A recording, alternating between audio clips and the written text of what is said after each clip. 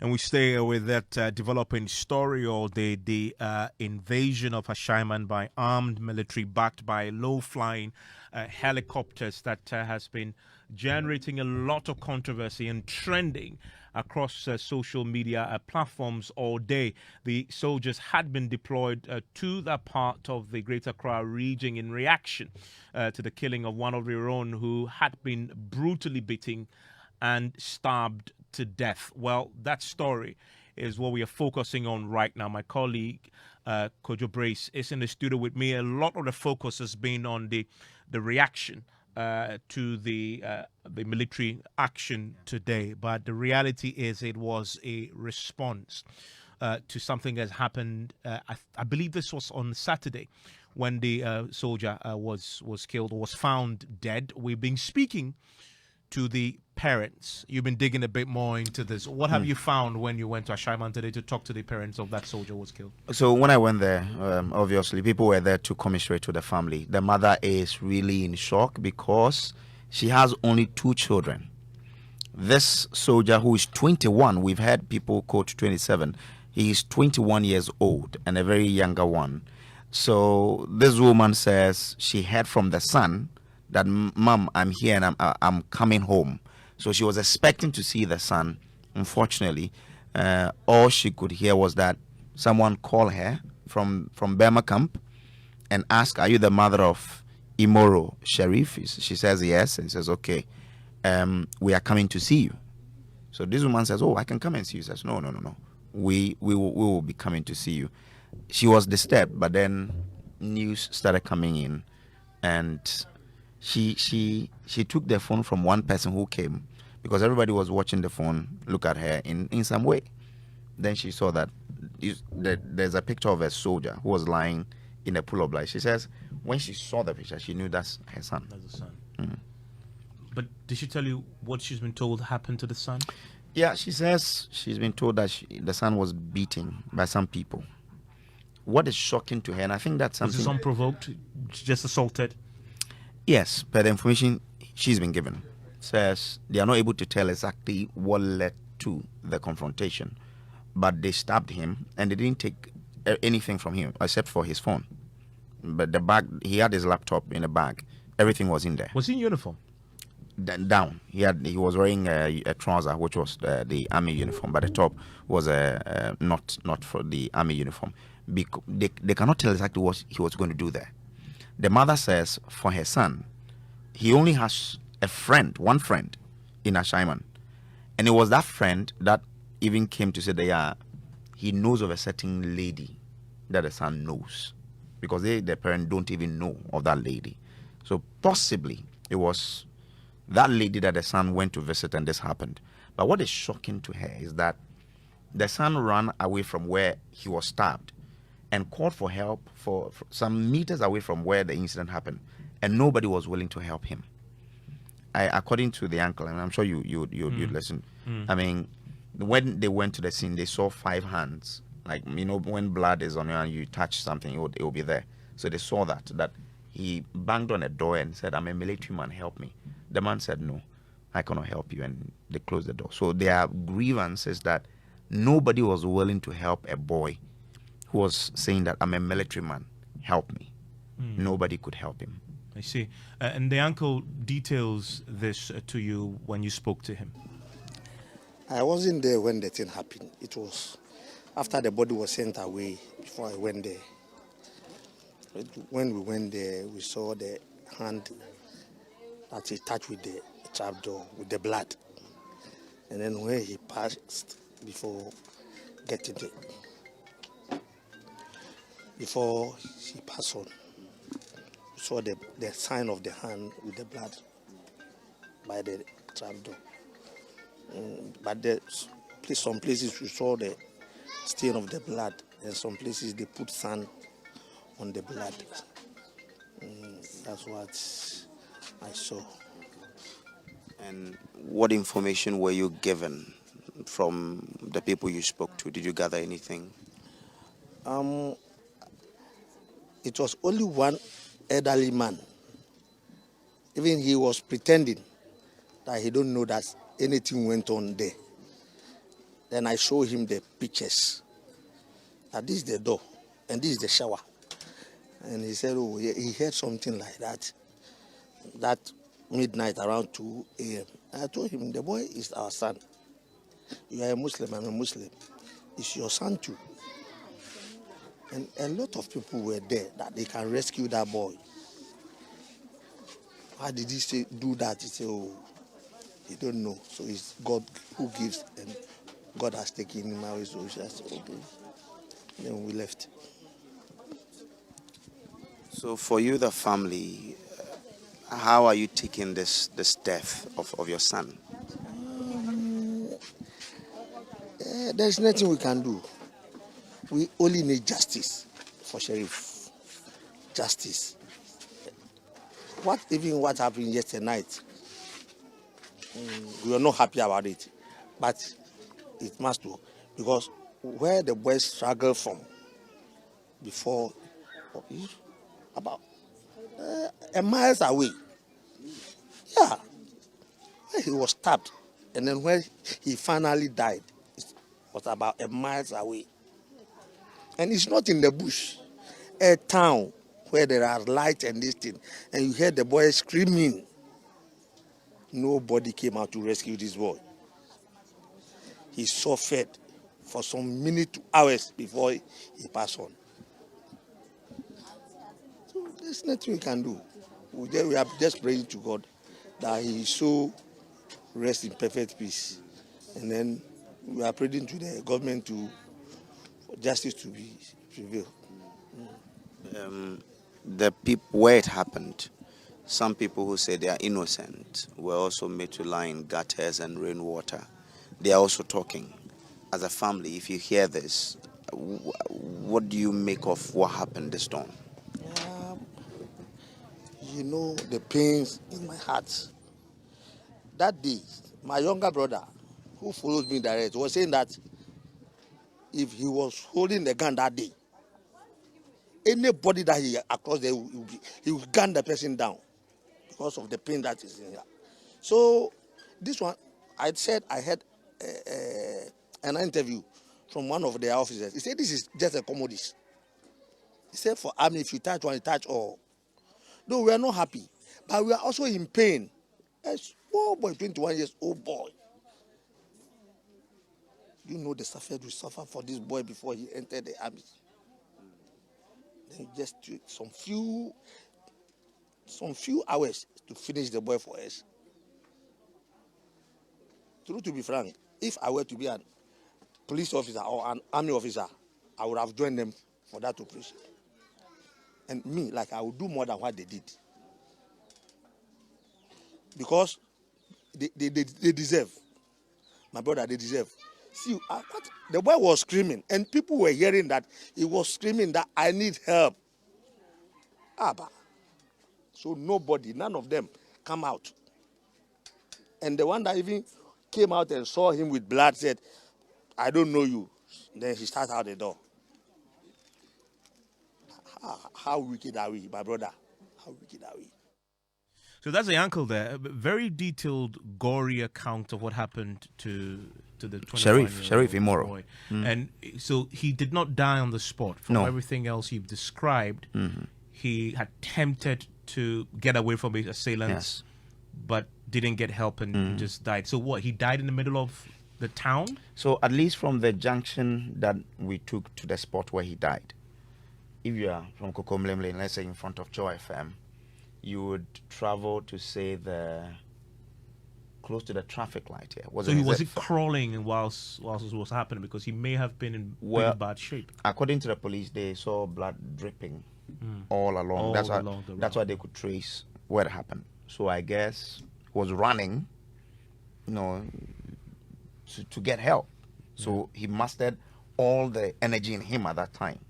Unfortunately, when he got to that point where he could get no help, he couldn't run any longer, and he gave up.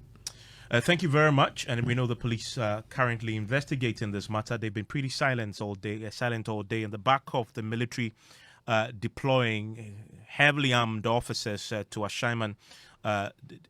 early today, around 3 a.m. And as you've seen the videos, they've been trending on social media all day, brutalized a few. The MP in the area says that he can report that at least 72 of his residents have now been picked up or taken away by the police. Fathers have told us that they are looking for their children because they've been taken away. If you've missed it, just sounds from the military operation in Ashaiman this dawn. If you go there, they go wound you. If you the food, they go wound you. You see, oh my back,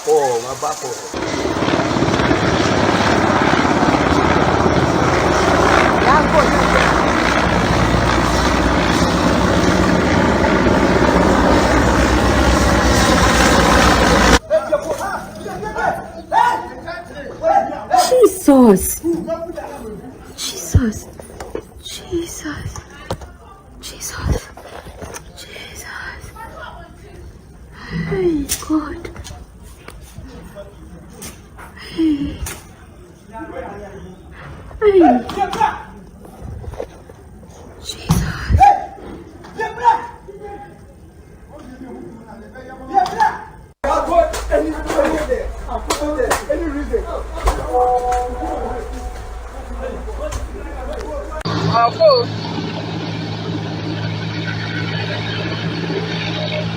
And that's what happened in Ashaiman when the military invaded the town, taking away 72 people, according to the Member of Parliament. Many of the pictures and videos you've seen, people have blood oozing from their heads, lacerations on their back. Some were asked to roll in the muddy pool whilst it was raining. And my colleague Kojo Brace spoke to a kinky seller who had woken up very early to prepare kinky for sale, and military men just pounced on her, asked her to roll over. Many of you are joining us with your thoughts on this story, which has really been the major story of today across social media platforms. And I want to share a few with the rest of the world. Charles says, much as we decry and deplore the excesses of the military, they are a force for good, he says. This one from Dr. From Dakuman, Dr. Anand from Dakuman. I vehemently disagree, Professor Echidan. So, look, in a civilized country, the military cannot behave the way they are behaving by taking the law into their own hands. Let's practice proper democracy and stop this nonsense, he says. It's because the government, and not only this government, all of them are afraid of the unconstitutional rules, he says there. This one from Charles in Legon, governments are elected to improve the living conditions of the civilians. Unfortunately, he says many are failing at this. And a final one says, what's the prof talking about? Was it normal for military retaliation whenever any of their members get attacked? Some persons who used to attack Rawlings for military acts in public, it's simply not acceptable. Gilly sent us his thoughts on that particular one. And a very final one before I move on to the other key stories of today. Says this lawlessness of our military men is the reason no one wanted to help the poor, he says. Those are some of your views. If you are in Ashaiman and experience any of that, please share with us. It's 055-11-11997. The embattled Health Minister Kwekwa Menu is tonight fighting back, insisting the nationwide shortage of vaccines is not a peculiar situation to Ghana, citing global decline of measles vaccination since the outbreak of COVID-19 pandemic. Now, since 2022, that's just last year, there's been a shortage of essential vaccines for the immunization of babies. Experts have warned the shortage could increase the vulnerability of children to some diseases. Briefing the media on the shortage of the vaccines, the health minister admitted there have been an increase in cases of measles, but rejected reports there have been deaths. That we have had some vaccine shortages in the country since the last quarter of 2022. The vaccines in short supply are BCG, measles, rubella, and oral polio vaccine, OPV. This shortage is nationwide. The recent shortage in vaccines for measles, as regrettably as it is symptomatic of the steady global decline in measles vaccination since the beginning of the COVID-19 pandemic. And permit me to quote from a WHO recent publication on the subject that puts the challenge we are dealing with into perspective. And I will quote: measles vaccination coverage has steadily declined since the beginning of the COVID-19 pandemic. In 2020, a record high of nearly 40 million children missed a measles vaccine dose. 25 million children missed their first dose, and an additional 14.7 million children missed their second dose. A joint publication by the World Health Organization and the United States Centers for Disease Control and Prevention reports. This decline is a significant setback in global progress towards achieving and maintaining measles elimination, and leaves millions of children susceptible to infection. In 2021, there were an estimated 9 million cases and 128,000 deaths from measles worldwide.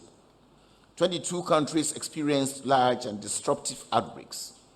Declines in vaccine coverage, weakened measles surveillance, and continued interruptions and delays in immunization activities due to COVID-19, as well as persistent large outbreaks in 2022.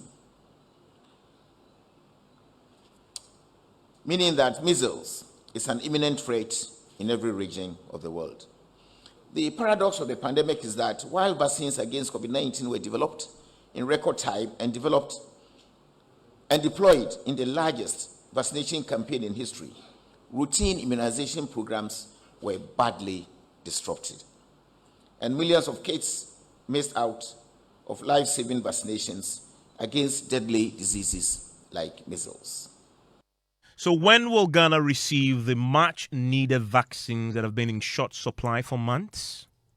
Ladies and gentlemen, Ghana's Minister of Health has been making efforts to ensure we secure adequate stocks of vaccines despite this global challenge. We have made all necessary efforts to ensure that despite these challenges, we secure adequate stocks within the next few weeks. It is important to correct the erroneous impression that there have been deaths from measles in Ghana recently. For the avoidance of doubt, there have been no deaths from the recently recorded spike in measles cases. Indeed, there have been no deaths since 2003 in our country, though we have recorded cases annually. Finally, despite the challenge, Ghana's immunization coverage remains among the best in the world, and in 2021, we recorded 95% coverage. Working with UNICEF, we are fast-tracking the processes, and it is expected that vaccines will be supplied in the next few weeks, all things being equal. The Minister of Health, ladies and gentlemen, will ensure that we stay on track with the immunization record and quickly overcome these bottlenecks. What about the suppliers? Do we owe them? On 29 June 2022, part transfer of funds to settle Ghana co-financing and cost of traditional vaccines and devices for 2022 from NHIA, 25 million Ghana cedis. On 7th October, for transfer of funds to UNICEF to settle Ghana's co-financing and cost of traditional vaccines, 10,750,000 Ghana cedi. 22nd November 2022, part settlement of GOG co-finance obligation traditional vaccines and devices, 30,111,000. 31st December 2022, when the year was coming to an end and we needed to ramp up our monies that NHIA should give us, we also did under transfer similar narrative, 23 million Ghana cedi. In all, we have a total of 71,861,000. How does it compare with 72 million? Apparently just about the same. And the irony of it is that that man has got this. I will end there. Well, the health minister was scheduled to appear before Parliament today to brief the House on this vaccine shortage crisis. He did not show. However, he appeared at the Information Ministry and addressed the press instead. Kweku Asante is our parliamentary correspondent, joins us on the telephone line right now. Also joining me right now is the ranking member on the Health Committee in Parliament. They had pushed for the minister to appear before them today. Mensah Kando also joins us. Quickly, have we received any explanation in the House why, although we learned that Kweku Agyeman was on the premises of Parliament, he did not address the Parliament? Evans, the expectation was that the minister was going to brief Parliament. Indeed, that is exactly what the business committee did last week. The minister was on the floor for about 4 hours before he left. The chatter around at the time was that the minister's statement had been rejected by the Speaker of Parliament. We were trying to get some confirmation. We did not get that until I caught up with the majority chief, with Frank Anodo, who's been explaining that the reason why the minister's statement did not come was because there were some meetings and that there was an agreement at conclave that all that business will be stood down because of the State of the Nation address that is happening tomorrow. Some meetings with the Finance Ministry, some meetings with the World Bank Group, among others. And so there was some agreement that it should be stood down. So that's the reason. But in the meantime, he's been providing answers, by the way, to the public. And Mensah Kando has been asking questions all week and joins us on the line. Mr. Kando, so you've heard the minister now at the press conference. Has he addressed all the questions that you posed? In fact, to be honest with you, he has come to make matters worse. And I am quite disappointed. I am not surprised if he gave a copy to the leadership of the House to allow him to make such a statement on the floor of the House, and probably they disagreed with him because the statement was hollow, it was empty, and, very disappointing to say the least. Even at the end of these lengthy English language grammar, where are the buses? It says in the next few weeks. I was waiting to hear at the end of the submission that, look, we have taken delivery of vaccines, and therefore tomorrow we are even starting distribution of the vaccines to the various, health facilities. And he says what? The fact that WHO says that there is low intake of vaccines doesn't mean that there is shortage of vaccines in the system.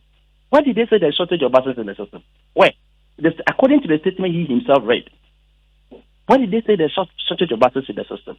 Now, let me even agree with him that we don't owe Gavi. If we don't owe anybody, any supplier, why is it that we have paid so much money?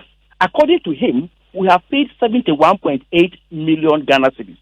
And according to Mr. Kweku Agyeman Manu, you cannot compare 71.8 million Ghana cedis to 72 million Ghana cedis.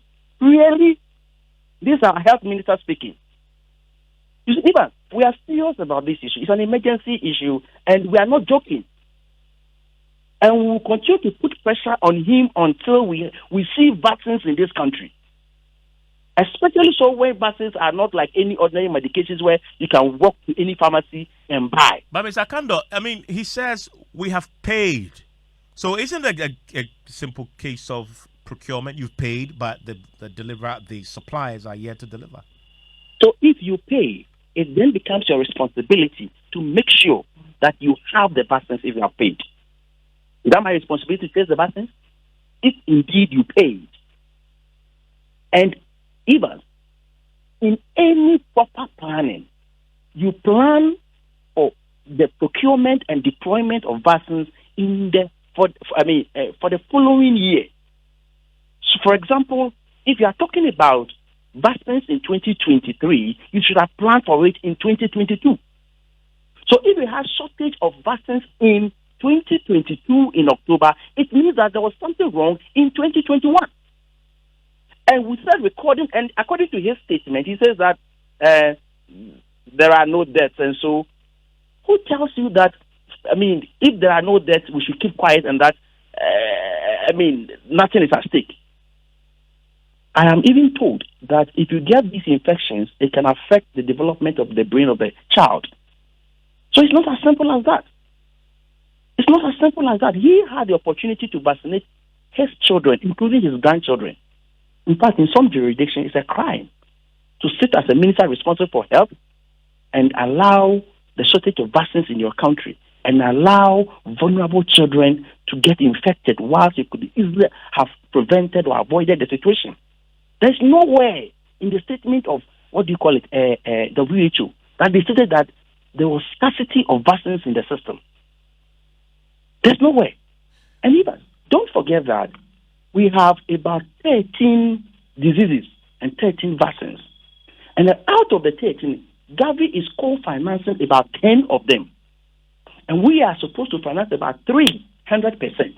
Now, we have not run short of the 10 Gavi is providing, because as far as Gavi is concerned, they will not punish the children of this country for the sins of politicians like Nana Dankwa Akufo-Addo and Bawumia and the minister. And so even if we owe, they supply. But the ones that we are supposed to buy 100%, these are the ones insulting. What kind of explanation are we hearing? Well, bottom line, he doesn't put a specific timeline to the supply. The best we heard was him suggesting that we should expect the vaccines in a few weeks. You want a specific date. Clearly, if he had that date, he would have announced it today. He didn't. What is it that you plan to do? Are you expecting him in Parliament, and when exactly? Evans, let me make this point before I tell you about my expectation. Evans, do you remember that about 2 weeks ago, the Director General for Ghana Health Service started telling the good people of this country that in 2 weeks, we'll start taking delivery of these vaccines in this country? Do you remember? Yes, he said 2 weeks, yes. Fantastic. And now the minister is saying that in few weeks, all things being equal, Evans, we are expecting the minister again to appear before our Parliamentary Select Committee on Health on Thursday to come and give us better and further particulars and assure us. And in fact, I am expecting that by the time he appears before the committee, he should come and tell us that they are taking delivery of vaccines. We won't accept these reasons. They are untenable. Now, the disease is fast spreading. Fast spreading. Some parts of, it is jumping from one district to the other, especially in the northern part of the country where Burkinabés are entering Ghana and there is no system to make sure the babies who are entering with their parents are being vaccinated or not. So, as for this press conference, and you know why? Because he was expected to read answer questions or read the statement on the floor of the House, and he couldn't do that. We on the minority side addressed the press. So he hurriedly also addressed the press, and unfortunately, his statement contains no substance. Okay, so we'll wait to say he's coming on Thursday before the House. We'll see if your expectations will be met, as in giving you a firm date for the arrival of the vaccines. Send Ghana, that global civil society organization, they had gone a step further, asking that the health minister loses his job, be fired because of the vaccine shortage crisis. Let's bring in Dr. Emefa, who is a deputy director at Send Ghana, joins us on the telephone line right now. Dr. Emefa, thanks for your time here on News Time. So we've heard from the health minister tonight. He did not give us a firm date when the vaccines will arrive. He says expected in the next few weeks. He updates that they have paid all the monies that they owe the suppliers, and that the NHIS released to them, they've paid it out. They're yet to receive the supplies. Does it address your concerns, and do you still insist that he loses his job? Thank you, Evans, for having me, and good evening to your cherished listeners. Yes, indeed, we still stand on what we said, because you agree with me that the health minister actually came not to tell us hope, but rather to dash our hope. How could you just come and tell us that the vaccine will be in a few weeks without giving us specifics, knowing that this is not the very first time that we've heard such promises upon promises? In fact, we think that this is something that he's just not taking serious. Just because there's pressure for him to say something, he just scribbled something and just to come and say. But I'm not only disappointed in the health minister, but in the minister for information as well. Kojo Ponkroma seemed to be shielding the minister. Somebody asked for him to give us specifics. At least allow the minister to speak. You do not come up just to say that it is okay. He's addressed the fact that it's a few weeks. A few weeks can be next week. It can be in 6 weeks' time. And so I do not take this for a good answer, as I heard the ranking member indicate that indeed this is untenable. The fact is that we are talking about the very survival of our children and the future of this country. Even the excuse that was being given by Parliament, I personally don't take it, because are we trying to place precedent of the vaccines less over that of the presidential whatever that is coming on tomorrow? I believe that yes, tomorrow is the State of the Nation address is important, but at least they could have listened to the minister, so that if there are certain things that the minister said that would not really augur war, they could rather try to push him to fast track what we need as a country. So I'm very disappointed in that, and I believe that yes, our call for the minister going is still on. The fact is that somebody might think that we are just doing this just for doing things. We want to make noise. I will always so let us go back to the COVID era. It was the same lackadaisical attitude, and later on he came to give certain flimsy excuses. This excuse that has been given, I do not think that is neither here nor then. Dr. Ifa, thank you very much. And Dr. Ifa is with the St. Ghana as a deputy director there, insisting that the minister should still lose his job over this. As the Meta Kando had indicated, he is scheduled to appear before the House on Thursday, and they expect a firm timeline for the arrival of the vaccines. And some of you are reacting to this on social media platforms, on our WhatsApp console to be specific. This one says, don't we have scientists in Ghana who can produce these vaccines? What are the big pharmaceutical companies doing, please? It's a question that she's asking. Maybe George with business will have an answer, because he's a man who does a lot of work with the business community. And Steele in Saltpond says there were reported cases of measles outbreaks this year in Germany and the US. When Minta Kando mentions Baumia in his submission, I know he's scoring political points. A few of your views there on this story. Still ahead after business. State in despair. We hear the sentiments of Ghanaians as they express frustration and anger at government's inability to fix the prevailing economic challenges ahead of the President's State of the Nation address tomorrow. There's nothing really coming from him that I think will make any impact. So when you look around, you see there is no hope. Clearly, there is nothing that I'm expecting from him that will give me any hope to forge ahead. I want to hear better things. This time, things hard. George, you're faced here with business. Hello, George. What do you have in the headlines? You asked a very important question. I know that the European Union, through the German government, is supporting Ghana to work out something where we become a manufacturing hub for vaccines. The clear data are not fine-tuned yet, but there are a lot of things that goes into this vaccine production, and maybe we are yet to get there and get the necessary support as well to get these things done. So it looks like we're making the progress, and very soon we'll just be producing some of these vaccines locally for our children and even for other consumers as well. Even well, to other business stories, you'll be getting you more details as the banks mobilized almost 160 billion Ghana cedis in deposits for last year, despite the economic challenges during that period. And government expects some major oil firms to start business in Ghana in the coming months after concluding what it describes as targeted international roadshow. The business news on Newsnight is brought to you by MTN Business. Welcome to the new world of business. Allianz Life and Ghana Pay. Welcome back to Business on Newsnight. Now, banks in the country witnessed some significant increase in deposits mobilized for last year. The Bank of Ghana data showed that the amount collected went up by more than 30% compared to what was mobilized in 2021. There is more in this report. The Bank of Ghana data showed that total amount of deposits stood at 160 billion Ghana cedis, representing more than 30% spike over what the banks got in 2021. The Bank of Ghana showed that deposit was the main driver of banks in the revenue for last year.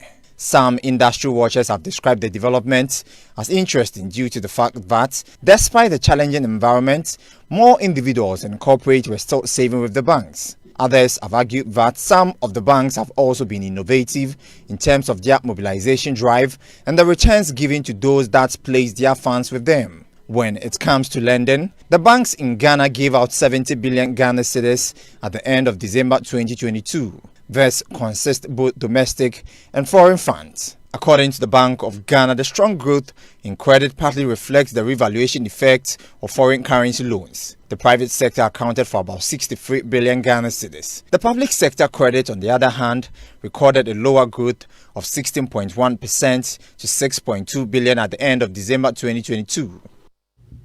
And that is the Business Desk report. Now, government has indicated that it is expecting some major oil firms to commence business in Ghana in the coming months.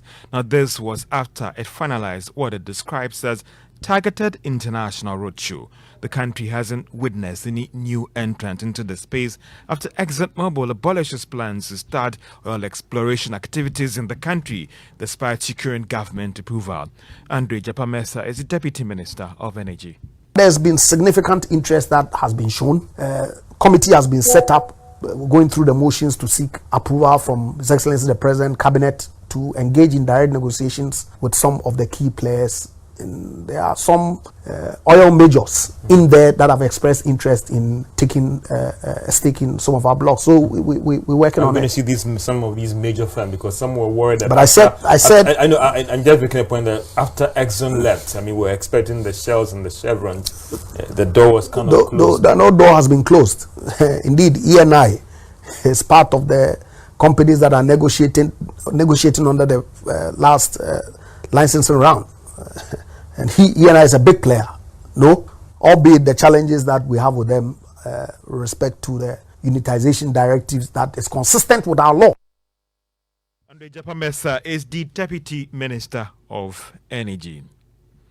The Association of Ghana Industries has rejected suggestions that passing on the cost to consumers might be the best way out, looking at the current economic challenges and threats of introducing new taxes. Now, it follows argument that industry should pass on the cost to consumers should government go ahead to introduce some new taxes linked to processed foods, alcoholic beverage. Sechuma Kabwa is Chief Executive of the association. In fact, indeed, if you do so, what it means is that their cost of production is going to go up so much, and it's going to reflect in the pricing of their products. When the price is high, consumers will reduce consumption. The reason for assigning this, one is revenue, and then there's also the excuse that some of them are syntax. Yeah. Okay, you always have to do the calculations very well.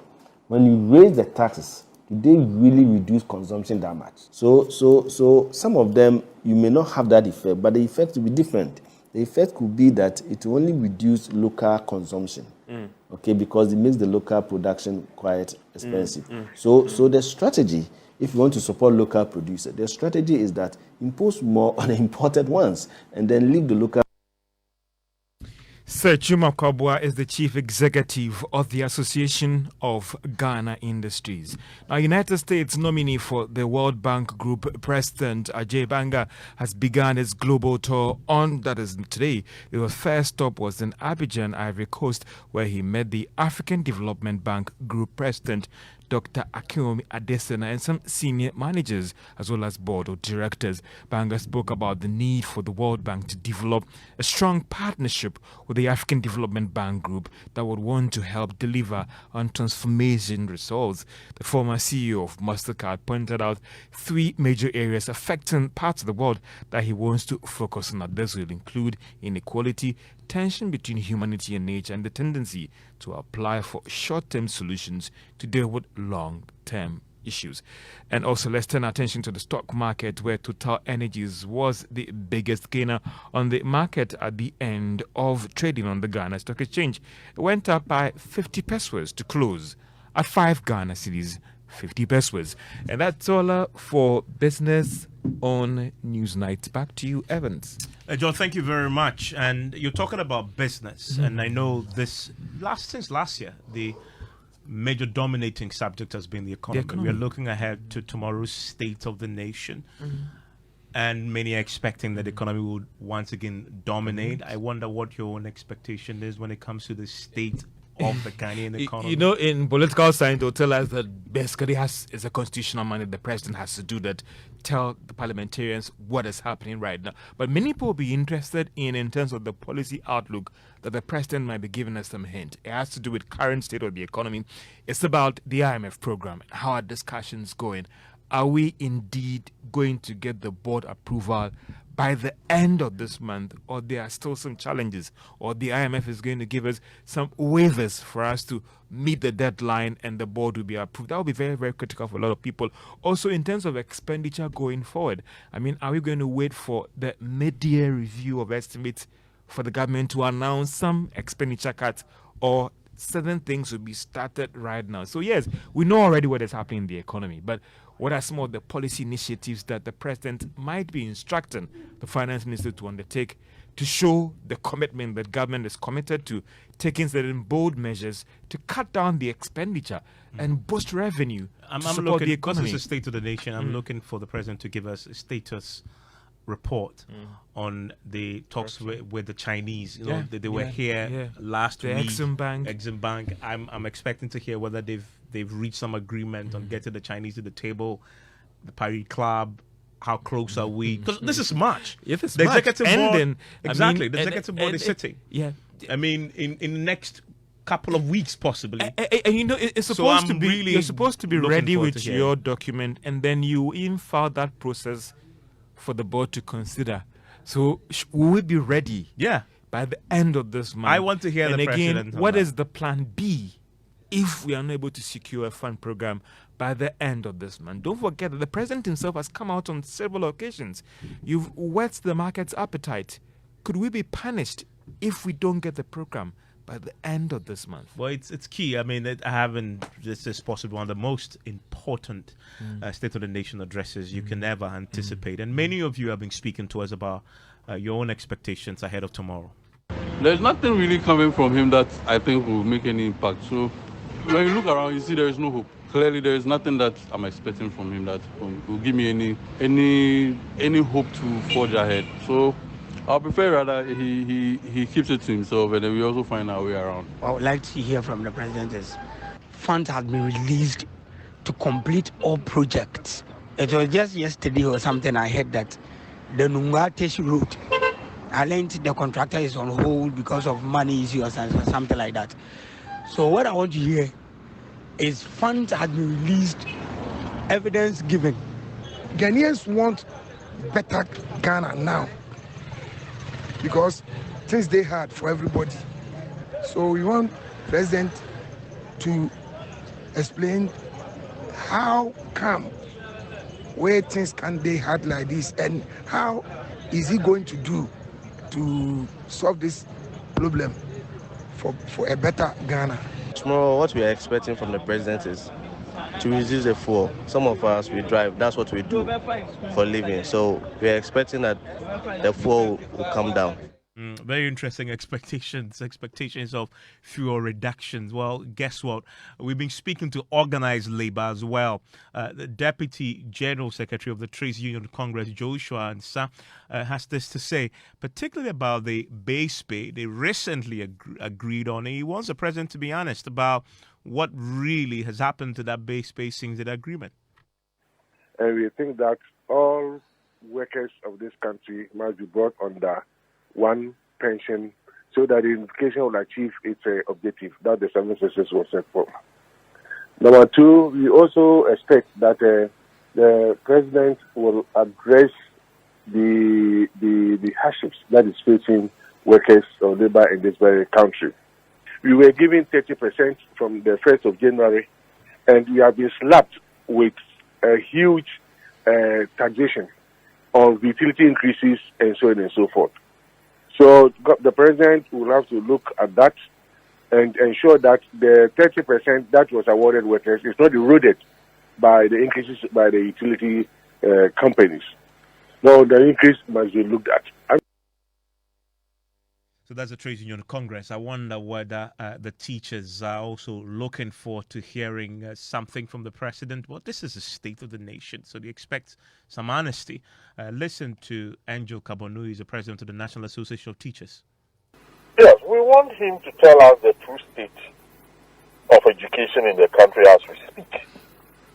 The current realities with regards to teaching or to teachers, and also the realities in our schools in relation to the free senior high school program, and then also the fact that there is a seeming neglect of our basic schools in this country. We will want to know the true state of education in this country. So that's the NAGRAT, that's the National Association of Graduate Teachers, that the president will be making the statement before members of parliament. And many of these MPs who are looking forward to the statement want the president to focus on the economy and be truthful. That the president will come tomorrow to give us some hope, and obviously we derive some information from yesterday's independence, CCF independent, and the president gave the assurance that obviously he's somebody who's going to make sure that we bring the economy back on track. So we believe in the president and believe in the president's team, and with the support of the vice president, obviously tomorrow we would expect the president to give Ghanaians some sense of hope and assurances, and also expecting that the IMF would be something that will be approved by the middle of end of March. So our expectation of the president is to just reiterate and give us the confirmation and assurance, not only to we the parliamentarians, because the president is the president for the whole country, and the Ghanaians are expectant to hear something good and encouraging. And we know the president is somebody of steam, and we know times have not really been well, but obviously if you're a leader, it's not every time. It's the more challenges you face that makes you a better person. So obviously we expect the president to touch on the economy and to make sure that the economy, the assurance that is needed as part of his speech, and also to gather the unity that is needed in respective of other political parties, whether NDC or MPP, should unite the country, and we have patience with the president. We realize that a lot of promises have been made in this country. As you speak today, all contractors are not on site. Well, two MPs there on the floor. Let's bring in Professor Bokbing, economist and economy of finance professor as well at the University of Ghana. Prof, big day tomorrow. This is March, when we're expecting an IMF deal. Tomorrow, the president is going to tell us what the state of the nation is. Very briefly, what do you expect him to say? Because really, the state of the nation, many people say it is pretty obvious. In your own words, what do you expect? Well, I am very moderate because there's so much that we know. So for a good number of people, they just want confirmation. And confirmation would mean that the president will have to be as truthful as possible. We've had instances where the president's pronouncement turned out to be exactly the opposite. That is not good for the market. So this is the time where the president identifies with the ordinary Ghanaian who is not so sure where his next meal will come from.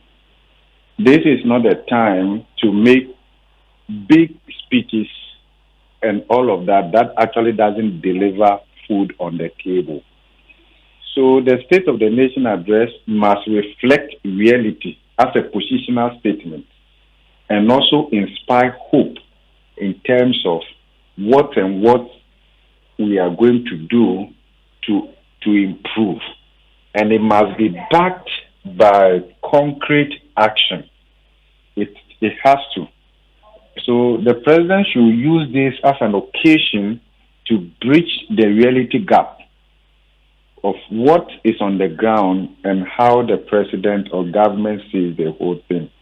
I am not expecting the same narrative of external forces, Russia, Ukraine, COVID-19. I think that the president and his team, they've spent a lot of time to tell us, to sell this story to us. We appreciate that. I think tomorrow must identify with our own diagnosis of the problem. What is it that we can do to come out of this? And more importantly, what is it that the president has done since the last State of the Nation address? He must give us results as well, because the point is that this should not just be checking the box. We have to find a way of tracking progress from last year, 2 years ago, 3 years ago. And the president must be bold enough to say that last year when I was here, these were the state of affairs. And I said I was going to do ABC, and I have done that. Well, your expectations, I guess, are pretty steep. We'll see if the president will deliver on those. Prof, I am grateful that you joined us with your thoughts, and we're going to measure Prof's expectations. We'll probably hear his voice again tomorrow when the president is done to see if the president met his expectations. And remember, this is Ghana Month. And so before we exit tonight, I want to take you to a museum, the Nana Ya Santua Museum at Jusu in the Ashanti region, where my colleague, Labafem's Nana Boache Dankwa Yadom, has been visiting, and he filed this report. This leather and gold skull headgear is known as krobonche.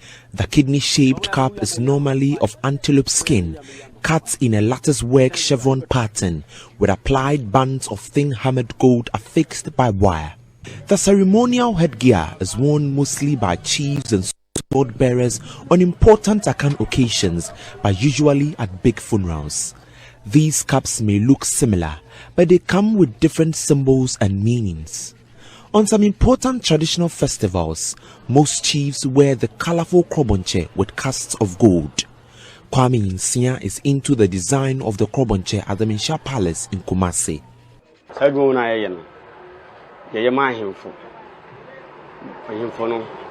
We do this gear for chiefs, those who have lost their parents, symbolizing pain. When we finish, we add a leaf called aya. This